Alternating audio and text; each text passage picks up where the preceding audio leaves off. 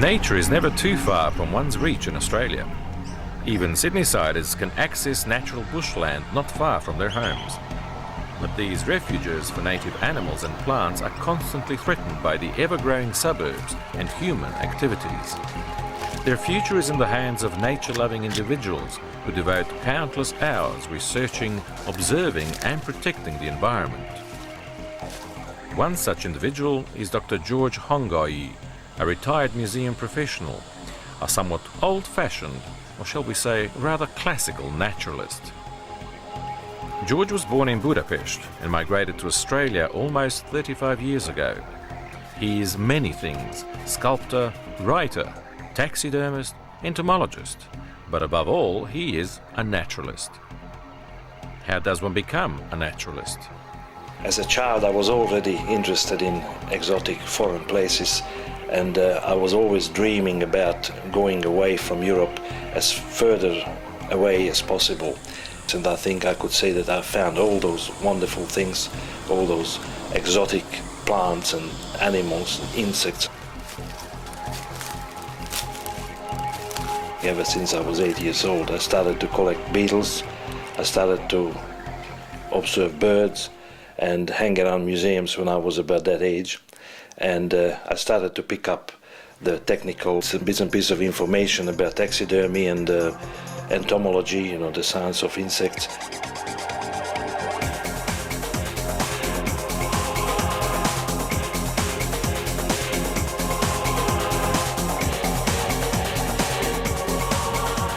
The story of my life is that ever since I'm doing the same thing, probably on different levels, but I still consider myself as an amateur and a very keen one on top of that. And my interest always remained the same, and insects remained a very strong and a very private interest of mine, and I still keep doing the same thing.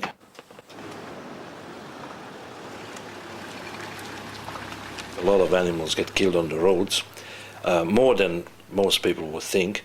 If you go along anywhere, even just in the suburbs of Sydney where there is a bit of bush left, rest assured there will be a dead animal somewhere, and that's just the proof of it, how many animals get killed. Electrical wires kill them as well, and dogs kill them, cats kill them.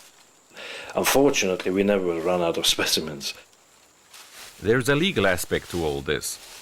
To hold protected fauna, even if they are roadkills, you need a license from the Wildlife Protection Authorities.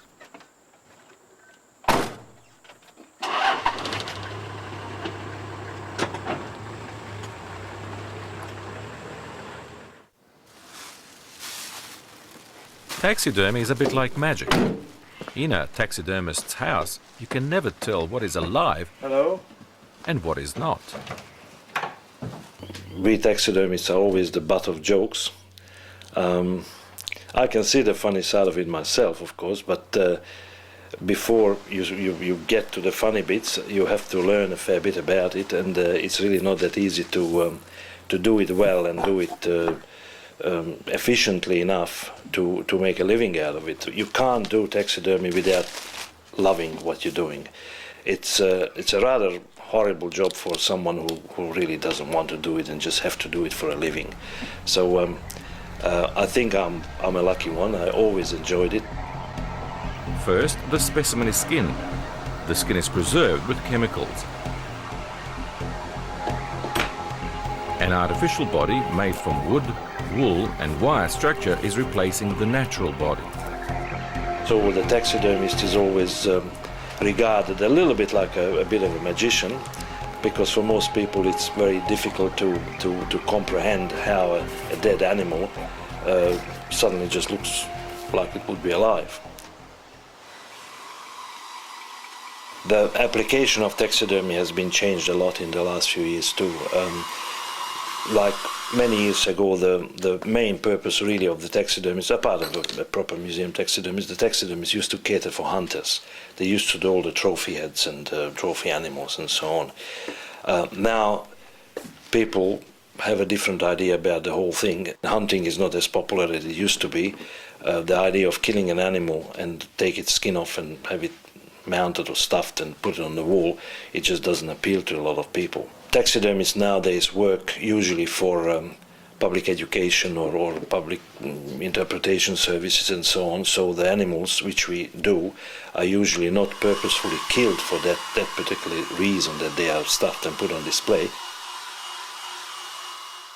So this is where this bird is going to stay for many more years to come, hopefully, and let's hope that it's going to do a good purpose. Together with the other specimens and the insect collection and all the text and the panels, will demonstrate the diversity of the wildlife of this area. But taxidermy is only one aspect of being a naturalist. Studying animals is another. In our environment, there are many more invertebrate animals, such as insects, than vertebrate, such as birds. Their study is equally, if not more, important. George spends a lot of time searching and studying insects, for George is also an entomologist. These beetles are quite peculiar. They look after their eggs, and then they look after the actual larvae by providing food for them. They process the food, and then they literally fed it to their offsprings. And then they release them, because it's a very small area and you have to be careful not to deplete the fauna too much. In order to identify the insects, one must have a reference collection. George's collection holds almost 100,000 beetles from all over the world. A collection like this is more or less like a library, as each identified specimen possesses a wealth of information. In my entomological activities, I rather focus on one smaller group than do everything. And my favorite group is the scarabs. I can say without being too immodest that I'm a bit of an expert in the scarabs. And I do some work for colleagues and other collectors who probably know a bit less about it. I get this material sometimes even from overseas, like this lot comes from Germany. And they wanted me to find out the names of these particular beetles. For shipments like this, you need clearance from the Australian Customs and Quarantine Authority. They could be quite different, although they, at the first glance, they look the same, because that group, it's an elephant beetle, that group has many subspecies within their own kind. So what I do, in order to examine them, I soak these dry specimens in a bit of lukewarm water and detergent, and once they softened up, like that, you see, once the legs are flexible, I use a special insect pin, which is a stainless steel pin, and I put the pin through the right wing cover's left upper corner, like that, and then I just simply pin it out on a block of foam. The legs should be nice and symmetric, this way, and because it's going to take a few days to dry, and in the drying process it might sort of moves a bit here and there, I fix the position of the legs with pins, and once the beetle dries, then of course the legs won't change their positions anymore, so they can be placed in a collection.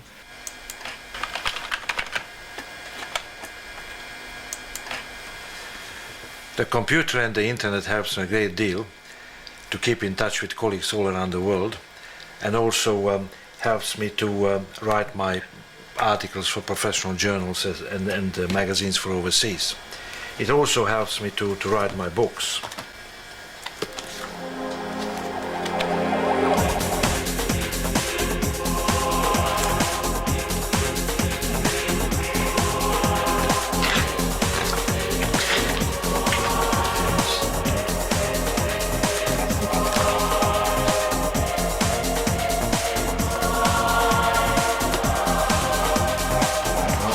Apart from articles, George has published 8 books so far, 4 in English, 4 in Hungarian. They cover a wide range of subjects. Some of these books made him well known among the younger generation of naturalists and adventurers. George and his wife Kathy share this interest in natural history. Kathy's language skills can help when studying foreign references. In my books I sometimes deal with more serious and sometimes more light-hearted matters, but no matter what it is, I like to lighten it up a little bit with my own illustrations, which are more or less like cartoons, just to make it a bit more interesting for younger readers. To top it all, George is also a very good cartoonist. I do a self-portrait for you, huh? So that's all the sketching what I do. That goes very quick, and then I just detail it out with a with an ordinary black felt pen. Lucky my features are ugly enough, so it's easy to draw a caricature of it, you know. Age and a bit of a brutish face has a advantage when it comes to drawing. As a taxidermist, George not only makes dead animals look alive, but he restores inanimate objects as well. This artifact from Papua New Guinea has been sent to George by a client who wants to have it restored. Cleaning of a sculpture like that is always rather tricky because the pigment, the paint on these tribal carvings are usually not consolidated. That means that if you rub it with a wet sponge or with a towel, the colors will wipe off, and obviously then you just lost most of the beautiful detail of it. George uses a soft brush to gently dry the artifact. He then removes as much dust as possible without harming it. A properly restored object does not necessarily mean it will look brand new. A good restoration on an artifact like that is when you can't see any sign of it at all. So if I would turn this into a beautiful gleaming and shiny new looking thing, it would mean that I ruined it. To fix up the damage on these pigs' tusks, George must establish which type of glue was originally used. It was most probably a tree resin that George tries to match. He notes the whole procedure for each restoration work and then attaches it to the object for future reference. It's important that it's always pretty clear, you know, if what was done by the original artist, the original creator of this artifact, and what was done by a later laboratory technician or a restorer like myself. When it's finished, it shouldn't look like it was never touched by me. And that is the sign of a master restorer or taxidermist, which is what George Hangay is.